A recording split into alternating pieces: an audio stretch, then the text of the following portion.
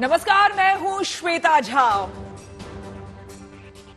नमस्कार, मैं हूं आपके साथ गीतिका पंत। आज का दिन बहुत बड़ा है। आपको बता दें कि चंद्रमा के बाद अब भारत सूर्य की ओर उड़ान भरने जा रहा है। भारतीय अंतरिक्ष अनुसंधान संगठन यानी कि इसरो का सूर्य मिशन आदित्य L1 आज ताकतवर लॉन्च व्हीकल PSLV-C 57 के जरिए अंतरिक्ष में भेजा जाएगा। आपको बता दें, हालांकि इसका सफर काफी लंबा होने वाला है, लेकिन उम्मीद की जा रही है कि आदित्य L1 सूर्य के उन रहस्यों का पता लगाएगा जिनसे दुनिया अब तक अनजान है।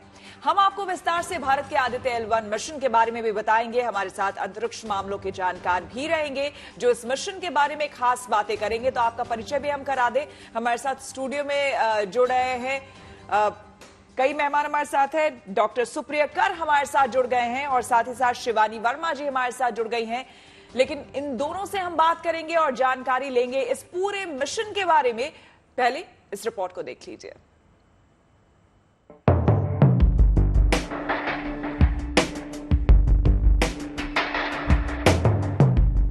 खत्म होने वाला है इंतजार। भारत के वैज्ञानिकों का सपना होगा साकार। तैयारियां हैं पूरी।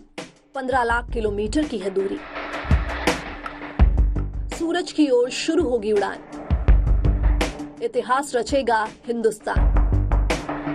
दुनिया भर की निगाहें भारत के सूर्य मिशन पर टिकी हुई हैं, जिसका आगाज आज होने जा रहा है। अब वो घड़ी दूर नहीं है जब भारतीय अंतरिक्ष अनुसंधान संगठन इसरो का सूर्य मिशन आदित्य L1 लॉन्च किया जाएगा। तमाम वैज्ञानिक और खगोल शास्त्री भारत के सूर्य मिशन के परवान चढ़ने का बेसब्री से इंतजार कर रहे हैं, क्योंकि चंद्रयान 3 की कामयाबी के बाद ये इसरो का सबसे महत्वाकांक्षी अंतरिक्ष मिशन होने जा रहा है। बहुत बड़ी उपलब्धि है और मेरे ख्याल में ये एक इसरो के एक बहुत बड़ी उपलब्धि होगी और कामयाबी होगी और मैं इसके लिए इंतजार कर रहा हूँ।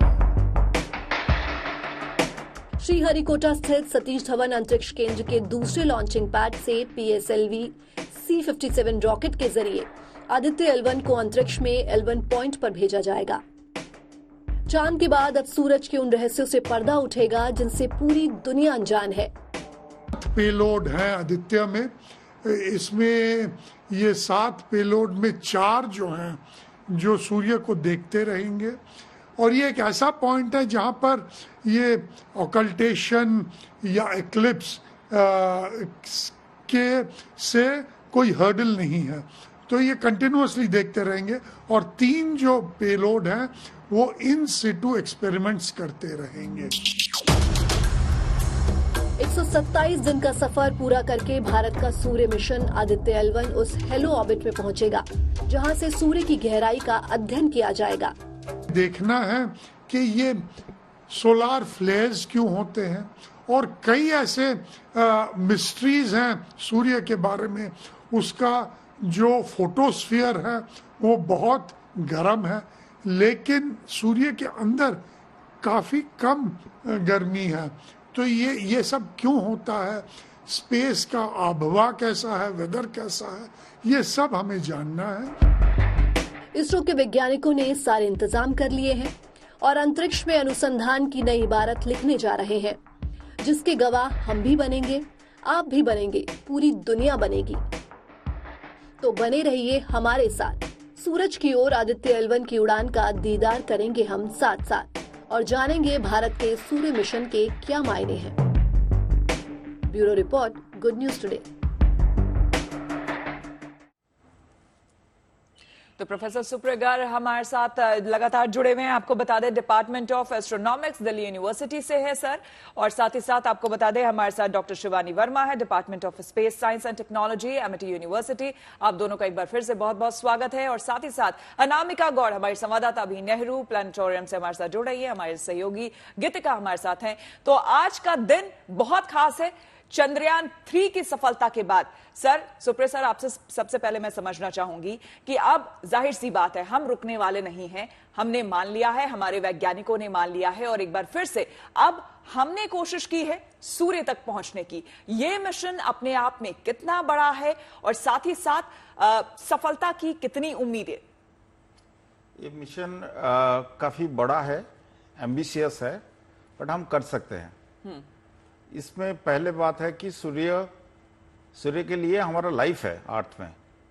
वी एग्जिस्ट बिकॉज ऑफ सन। वहाँ से एनॉर्मस सोर्स ऑफ एनर्जी हमें मिलता है, तो हमें उन्हीं के बारे में स्टडी करना है, उन्हीं के एटमॉस्फेयर, काफ़ी सारा पॉजिटिव एंड नेगेटिव चीज़ लेके चलना है।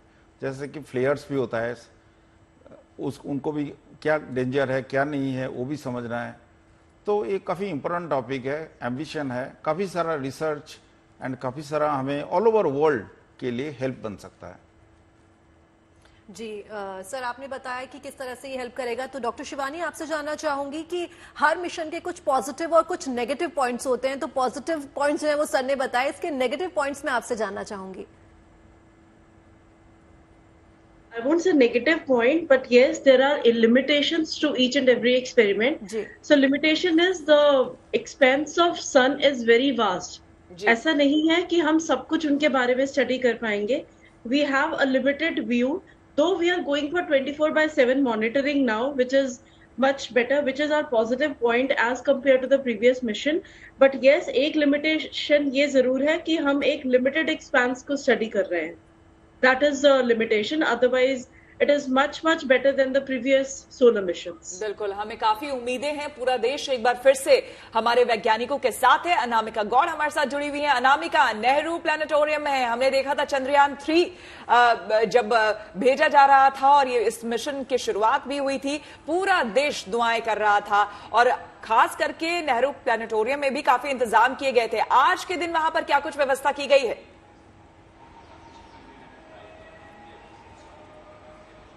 अनामिका जी श्वेता, हमने देखा जब चंद्रयान 3 का दिन था जी हमने उस दिन देखा जिस दिन चंद्रयान 3 का दिन था, जब लैंडिंग होनी थी तो प्लानिटेरियम में खास तैयारी की गई थी। अब सूर्य नमस्कार भारत करने जा रहा है, तो अब कुछ खास तैयारी आज के दिन के लिए भी की गई है। अगर आप तस्वीरों के माध्यम से देखें तो जो लॉन्चिंग पैड है उसका एक डेमो प्रोटोटाइप यहाँ पे बनाया है। एक जो प्लानिटेरियम के बाहर एक बोर्ड लगाया गया है जिसमें Aditya L1 flying to the sun with L1 लिखा गया है और 11 बजे से यहाँ पे जो है लोग आने शुरू हो जाएंगे। लाइव स्ट्रीमिंग दिखाई जाएगी लॉन्चिंग की, और जो बच्चे हैं विशेषकर उन पे खास ध्यान दिया जाएगा। बच्चों के लिए खास तैयारी की जाएंगी। बच्चों को जो ये लाइव स्ट्रीमिंग दिखाई जाएगी। हमारे साथ प्रेरणा चंद्रा जी हैं, प्रोजेक्ट मैनेजर हैं प्लानिटेरियम में। मैम, आज क्या खास तैयारी है सूर्य नमस्कार के लिए? जी बिल्कुल, खास तैयारी है। हम हमेशा जब भी इस तरीके के कुछ इवेंट्स होते हैं तो प्लानिटेरियम में स्क्रीनिंग का आयोजन रखते हैं, क्योंकि लोग जो यहाँ पर खगोल विज्ञान में इंटरेस्ट रखते हैं वो लोग प्लानिटेरियम आकर हमारे साथ जुड़कर यहाँ पर से ये नज़ारे को देखना चाहते हैं। डेफिनेटली स्क्रीनिंग का आयोजन है। यहाँ पर हमारे पास 2 स्क्रीन्स लगी हुई हैं। इनफैक्ट थिएटर के अंदर भी हमने जिस तरह से चंद्रयान लैंडिंग की स्क्रीनिंग करी थी, हम वो स्क्रीनिंग का भी प्रयास करेंगे। बच्चे बहुत इंटरेस्ट लेते हैं। जब चंद्रयान 3 की लैंडिंग होनी रोवर पहुंचना था उस समय बच्चे बहुत एक्साइटेड थे, बहुत बच्चे प्लानिटेरियम में आए थे। क्या आज ऐसी कुछ एक्सपेक्टेशन है? पहले से बुकिंग हुई है? जी पहले से हमारे शो बुक रहते हैं, क्योंकि 11 बजे हमारा पहला पब्लिक शो होता है। बट क्योंकि थोड़ा आज G20 की रिहर्सल वगैरह भी है, तो लिटिल हम एक्सपेक्ट कर रहे हैं कि थोड़ा सा डिस्टर्बेंस पब्लिक में रहेगा। जी बिल्कुल, तैयारी पूरी है। प्लानिटेरियम की लाइव स्ट्रीमिंग की जाएगी। बच्चों के लिए खास इंतजाम किए गए हैं। प्लानिटेरियम के अंदर जो है वहां भी बच्चों को स्क्रीनिंग दिखाई जाएगी। जी श्वेता। बिल्कुल अनामिका, जब बच्चे वहां पर पहुंचेंगे आपके पास फिर हम आएंगे। उससे पहले डॉक्टर सुप्रिया आपसे यहां पर समझना चाहेंगे, बताया जा रहा है 127 दिन लगेंगे हमें वहां सूर्य के नजदीक पहुंचने पर, L1 उस पॉइंट पर पहुंचने पर। किस तरह से ये मिशन आगे बढ़ेगा, किस तरह से पूरी प्रोग्रामिंग की गई है, जरा आप हमें विस्तार से बता सके। पहले तो ये पोलर सैटेलाइट लॉन्चिंग व्हीकल है जी। इसका मतलब है नॉर्थ पोल से साउथ पोल इनका रोटेशन होगा।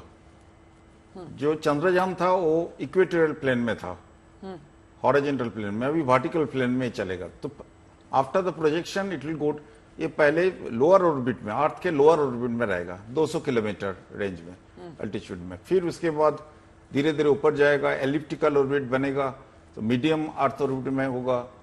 एंड धीरे धीरे जब अर्थ के ग्रेविटेशन कम होते जाएंगे, ये सन सिंक्रोनस ऑर्बिट में जाएगा। सन सिंक्रोनस का मतलब है ये जो सैटेलाइट अर्थ के चारों तरफ घूम रहा है वो सन के साथ फिक्स रहेगा। एक्चुअली सन जिस प्लेन में है उसी प्लेन के साथ फिक्स रहेगा, तो सन हर टाइम दिखाई देगा। जो चंद्रयान केस में हम वहां पे जियो स्टेशनरी की बात कर रहे थे, अर्थ के साथ तो फिक्स था, अभी सन के साथ फिक्स रहेगा। सर यहां पर एक बात आपसे समझना चाहूंगी, क्योंकि जो लोग भी देख रहे हैं, समझ रहे हैं, अगर सरल भाषा में हम उसे समझे और जानने की कोशिश करें तो बहुत लोग ये समझ ही नहीं पाते हैं कि सूर्य के नजदीक कोई कैसे जा सकता है, क्योंकि इतनी ऊर्जा, इतनी रोशनी, इतना ताप है वहां पर कि किसी का भी टिकना मुश्किल है। तो ये जो मिशन है, जरा इसके बारे में बताइए कि सूर्य से कितनी दूरी होगी, क्योंकि यहां तक अगर लोगों को, हम अपने दर्शकों को यहां पर बताएं कि जहां से धरती का ग्रेविटेशनल फोर्स खत्म होता है और जहां से एक तरह से सूर्य का ग्रेविटेशनल फोर्स शुरू होता है, वो एक पॉइंट है। लगभग 5 पॉइंट्स ऐसे वहां पर ढूंढे गए हैं जिसमें कि L1 पर इसे भेजा जाएगा। इस सूर्य मिशन की बात जिसकी हम बात कर रहे हैं, वहां पर भेजा जाएगा उस पर्टिकुलर पॉइंट पर जिसमें एक सर्टेन डिस्टेंस होगा सूर्य से। तो सर जरा आप बताइए आम भाषा में, सरल भाषा में लोगों को कि किस तरह से वो लगभग कितनी दूरी पर सूर्य के होगा, किस तरह से काम करेगा ये मिशन। हम सूर्य के नजदीक जा रहे हैं, बट 1% जितना डिस्टेंस है, मान लीजिए 100 मान लीजिए, तो एक हम जा रहे हैं 1.5 मिलियन किलोमीटर जा रहे हैं। एंड उसके बियॉन्ड 99% डिस्टेंस है, सो सूर्य से काफी दूर भी है। तो पॉइंट ये नहीं कि सूर्य के पास जाए, क्योंकि वहां तो लैंड कर नहीं पाएंगे, इतना high temperature, excessively high temperature है। पॉइंट इज कितना इंफॉर्मेशन हम सूर्य से ले सकते हैं। सूर्य एक नेचुरल लेबोरेटरी है, वहां से सब चीज मिलता है, तो हमें उसे अवेल करना है, हमारा काम में लगाना है। जैसे एनर्जी हो सकता है, काफी सारा डिफरेंट एस्पेक्ट्स ऑफ रिसर्च है जहां पे हम उनको यूज करना चाहते हैं। सो वो पॉइंट जहां पे हम एम कर रहे हैं वो L1 पॉइंट है। तो जैसे कि मैं बताया, लोअर ऑर्बिट से फिर मीडियम ऑर्बिट, फिर हायर ऑर्बिट, उसके बाद वो क्रूज फेज कहा जाता है, मतलब वहां से डायरेक्ट वो L1 तक जाएगा, जो हमारा सैटेलाइट है और रॉकेट है। तो L1 जाके फिर वो एक सर्कल बनाएगा, हॉलो सर्कल कहते हैं। तो अराउंड L1 वो घूमेगा जी। एंड जो L1 के चारों तरफ घूमेगा वो फ्री घूमेगा, ऑलमोस्ट फ्री घूमेगा। मतलब जो फोर्सेस है, जितने फोर्सेस एक्ट कर रहे हैं, सब न्यूट्रलाइज हो जाएंगे। जैसे कि वहां सेंट्रीपेटल फोर्स है, ग्रेविटेशनल अट्रैक्शन है अर्थ के लिए एंड सन के लिए, तीनों मिलके इनवर्ड डायरेक्शन करेंगे तो जीरो होगा। डॉक्टर शिवानी, यहां पर मैं आपसे समझना चाहूंगी इस बात को कि जब चंद्रयान गया था, जब दक्षिणी ध्रुव पर चांद पर लैंडिंग हुई थी, उसके बाद हमें 14 दिन का वक्त मिला और अभी वहां पर वो काम कर रहा है, अभी भी इंफॉर्मेशन वहां से गैदर करके इसरो को भेज रहा है। वैसे ही अगर हम सूर्य मिशन की इसकी बात करें तो कैसे इसे कितना वक्त मिलेगा, ये कितने समय तक सूर्य के L1 पॉइंट पर वहां पर रह पाएगा, जरा इसके बारे में आप बताएं। Okay. So Aditya L1 mission would be working for 5 years and there are number of agencies जो हमें हेल्प करेंगी वहां से डेटा लेने में। इसरो की लैब्स तो है ही हैं, प्लस यूरोपियन स्पेस एजेंसी, वो भी अपने डीप स्पेस नेटवर्क जो उनका 35 मीटर्स एंटीना है in Australia, Spain and Argentina, वो भी हेल्प करेंगे वहां से डेटा कलेक्ट करने में एंड एनालाइज करने में। So that is how we'll be getting the data. आज बहुत बड़ा दिन है। चंद्रमा के बाद अब भारत सूर्य की ओर उड़ान भरने जा रहा है। भारतीय अंतरिक्ष अनुसंधान संगठन यानी इसरो का सूर्य मिशन आदित्य L1 आज ताकतवर लॉन्च व्हीकल PSLV C-57 के जरिए अंतरिक्ष में भेजा जाएगा। हालांकि इसका सफर लंबा चलने वाला है, लेकिन उम्मीद की जा रही है कि आदित्य L1 सूर्य के उन रहस्यों का पता लगाएगा जिनसे दुनिया अब तक अनजान है। तो आपको बता दें कि काउंटडाउन शुरू हो चुका है और आज लॉन्च होने वाला है सूर्य मिशन भारत का। तो भारत का सूर्य मिशन आदित्य L1 जिसकी काउंटडाउन शुरू हो चुकी है। आपको बता दें सुबह 11:50 पर आदित्य L1 की लॉन्चिंग तय है और तमाम लोगों की दुआएं, पूरे भारतवंशियों की दुआएं एक बार फिर से हमारे वैज्ञानिकों के साथ। हमारे तमाम मेहमान हमारे साथ जुड़े हुए हैं। डॉक्टर सुप्रिया हमारे साथ है और अंतरिक्ष मामलों की जानकार डॉक्टर शिवानी वर्मा भी हमारे साथ लगातार बनी हुई है। डॉक्टर शिवानी, यहां पर आपसे समझना चाहेंगे कि जैसा कि आपने भी बताया कि मिनिमम 5 इयर्स हमारे पास होगा अध्ययन करने के लिए सूर्य और उससे जुड़ी तमाम चीजों को, तो ये हमें बताएं कि मुख्य तौर पर ये जो मिशन जिसका लॉन्च किया जा रहा है 11:50 पर होगा, वो कौन कौन सी प्रमुख चीजें होंगी जिसके बारे में हम जान पाएंगे? ओके, ये Aditya L1 mission, this is the first solar observatory by India in space. तो बेसिकली हमें सन को स्टडी करने की जरूरत है 24/7 एंड वेरी क्लोजली। हम ग्राउंड बेस्ड टेलीस्कोप से भी स्टडी कर सकते हैं, but because there are dust particles which can scatter the light, इसलिए हम स्पेस बेस्ड ऑब्जर्वेटरी को प्रेफर करते हैं। That is the one reason why we are going for this mission. Second reason is हमें 24/7 monitoring इसलिए required है क्योंकि हमें स्टडी करना है कि सोलर फ्लेयर्स कब प्रकट होते हैं, क्योंकि ये जो सोलर फ्लेयर्स हैं ये हमारे सैटेलाइट्स को, ये हमारे टेलीविजन, ये हमारी जीपीएस सर्विसेज को ब्लैकआउट कर देते हैं। जैसे 1898 में there was normally we study the solar flares during the solar eclipses. Solar eclipse के टाइम क्या होता है, जो मून है वो हमारा सन और अर्थ के बीच में आ जाता है। It eclipses the photosphere of the sun. उसके बाद जो विजिबल रीजन है कोरोना, हमें उसे स्टडी करने का मौका मिलता है जहां से कि सोलर फ्लेयर्स निकलते हैं। तो वो सोलर एक्लिप्स जो है वो कुछ क्षणों के लिए होता है, बट हमें कंटिन्यूअस मॉनिटरिंग चाहिए, इसलिए we go for artificial occultations, we go for artificial observatories.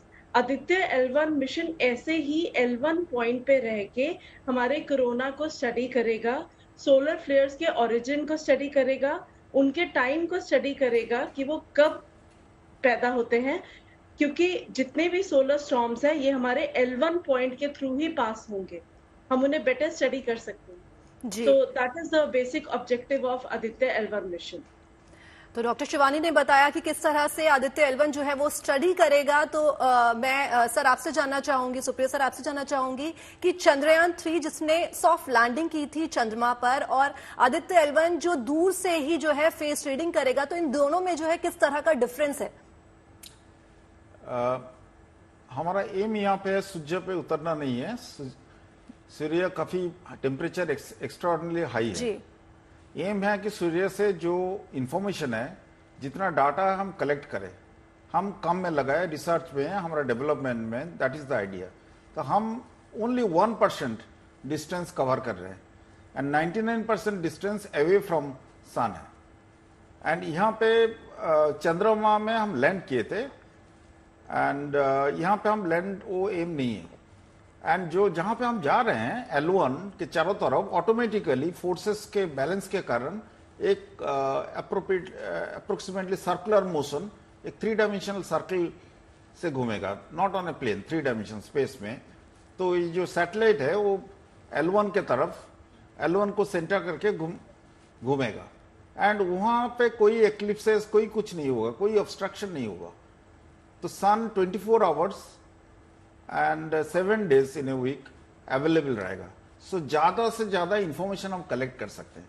इसमें काफी सारा पेलोड है, चंद्रमा में भी पेलोड डाले थे, वहां से काफी सारा इमेज, काफी सारा स्पेक्ट्रोमीटर, काफी सारा चीज यहाँ पे भी सिमिलर है, बट यहाँ पे कुछ टेलीस्कोप भी डाला गया है। टेलीस्कोप मतलब हम वहां से भी कुछ डाटा कलेक्ट कर सकते हैं। वो हाई एनर्जी टेलीस्कोप भी है, लो एनर्जी भी है, different kinds. These are equipments को हम पेलोड कहते हैं जी। सो बेसिकली हम स्पेस स्टेशन बना रहे हैं, ऑब्जर्वेटरी बना रहे हैं। आदित्य L1 को सर जैसे कि बताया जा रहा है कि PSLV XL रॉकेट से भेजा जाएगा, तो ये XL जो हुआ खास करके वो क्या हुआ, जरा इसके बारे में बताइए। XL मतलब एक्स्ट्रा लार्ज, जो हम जानते हैं। मतलब ये जो पोलर सैटेलाइट है, पोलर मतलब नॉर्थ टू साउथ मूव हो रहा है। अनलाइक जो चंद्रमा भेजे थे वहां पे इक्वेटोरियल प्लेन पे जा रहा था, हॉरिजॉन्टल प्लेन या वर्टिकल प्लेन में। तो हमारा एम है सन सिंक्रोनस ऑर्बिट में डालना पहले। सो लोअर ऑर्बिट में घूमेगा, फिर उसके बाद बिगर ऑर्बिट में घूमेगा, मीडियम ऑर्बिट, एंड ऐसे करते जो अर्थ का ग्रेविटी खत्म होगा डायरेक्ट L1 पॉइंट पे चला जाएगा। बिल्कुल। एंड वहां जाकर फिर घूमेगा। सो ये एक्सेल का मतलब है हमें ज्यादा पावर चाहिए ये जो अराउंड द पोल घुमाने के लिए, क्योंकि जब हॉरिजॉन्टल प्लेन में था अर्थ ईस्ट टू वेस्ट घूम रहा है तो उन्हीं के सपोर्ट भी हमें मिल रहा है जब हॉरिजॉन्टल प्लेन चंद्रमा जो, बट यहाँ पे वो सपोर्ट मिल नहीं रहा है, तो हमें ज्यादा बड़ा चाहिए। बिल्कुल। हमारे साथ आपको बता दें कि श्रीहरिकोटा से कुमार कुणाल हमारे संवाददाता जुड़ चुके हैं। कुमार, सबसे पहले तो ये बताइए कि आदित्य L1 का काउंटडाउन जो है उसकी शुरू हो चुकी है 11:50। काफी उत्साहित एक बार फिर से हर एक देशवासी इस वक्त महसूस कर रहा है। वहां पर क्या कुछ चल रहा है, किस तरह की तैयारियां?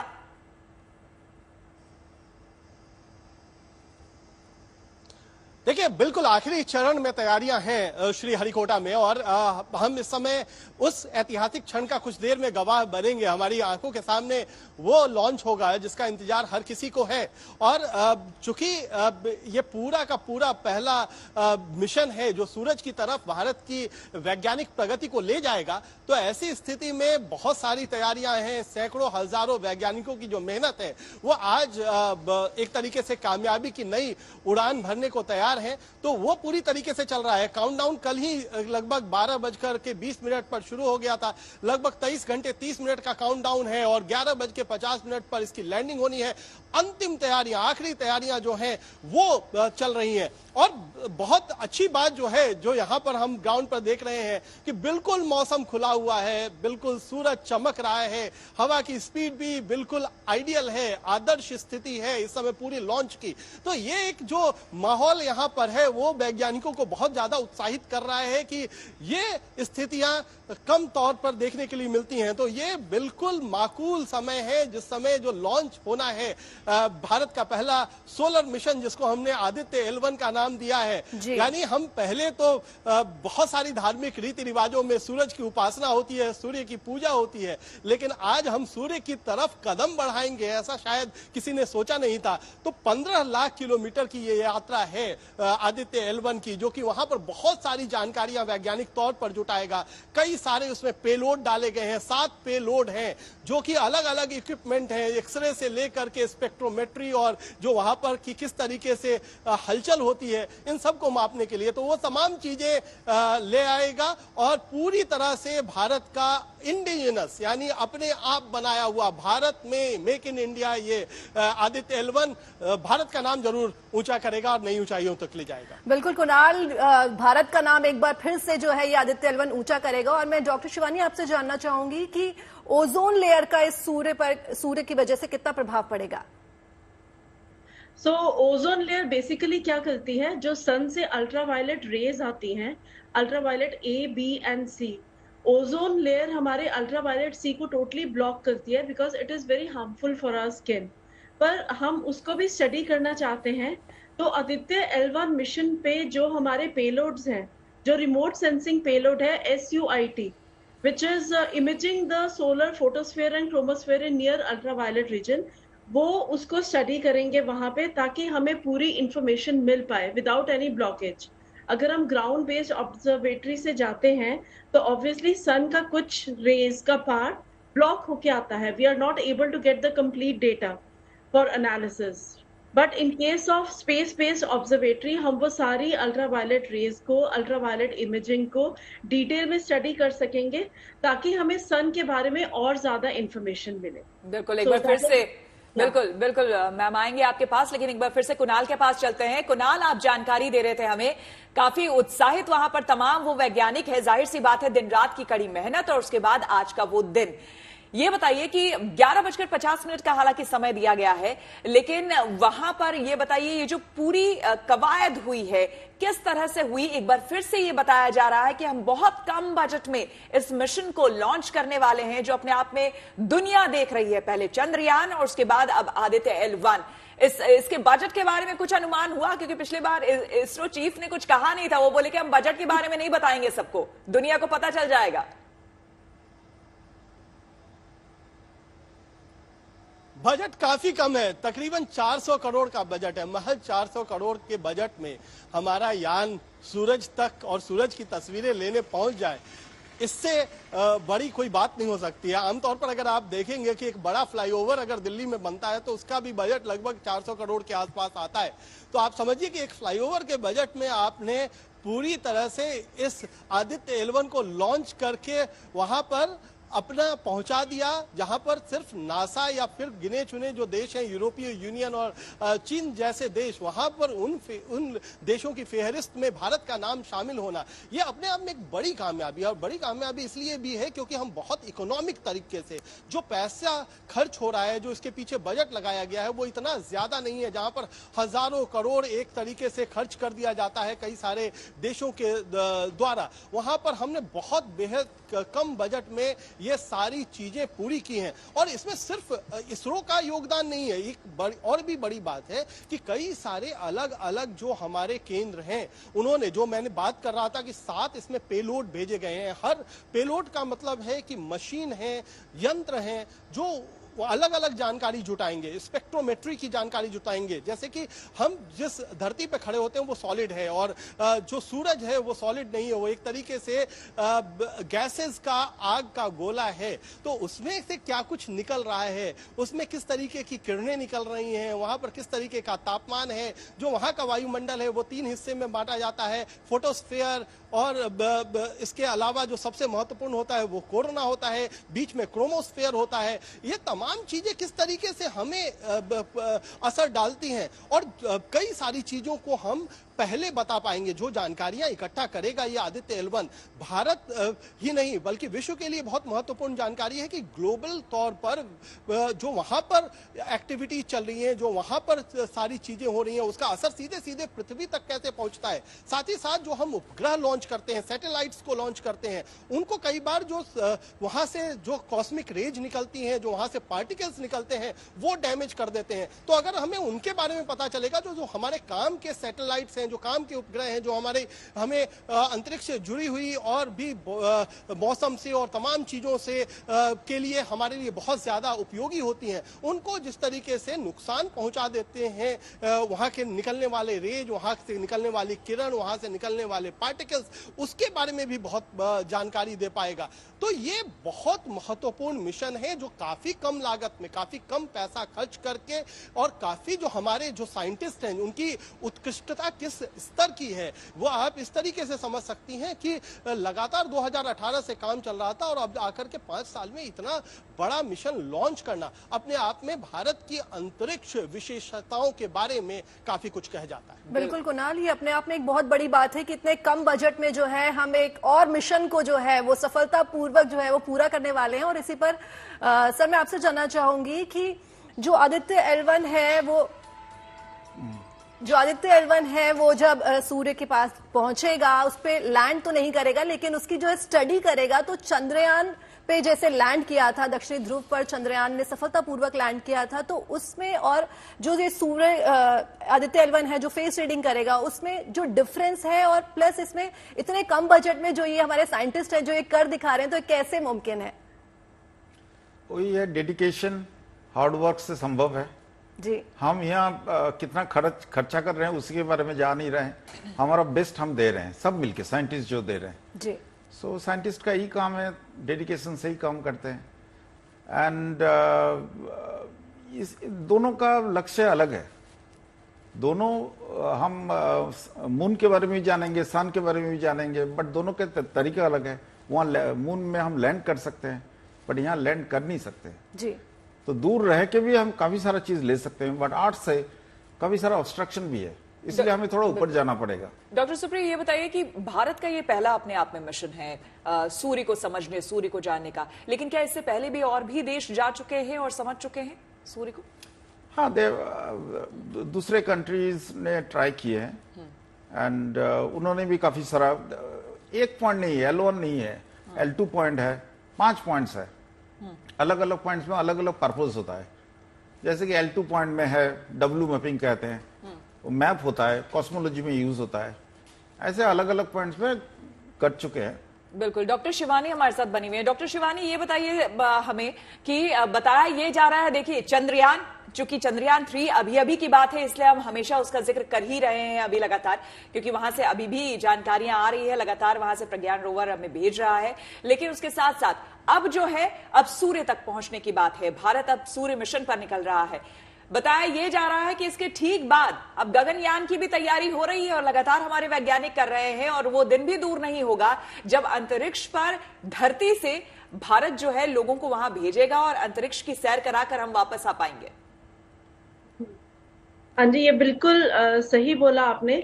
ISRO is continuously delving into new innovative missions. तो मून के बाद हम सन को स्टडी कर रहे हैं, सन के बाद हम गगनयान को भेजेंगे, which would be 3-day mission, जहां पे हम स्टडी करेंगे कि उसका return is successful, return to earth is successful. And सारी मिशंस इसरो बहुत ही मेटिकुलसली प्लान कर रहा है ताकि we get success in each and every mission. And we wish all the very best to ISRO people for this.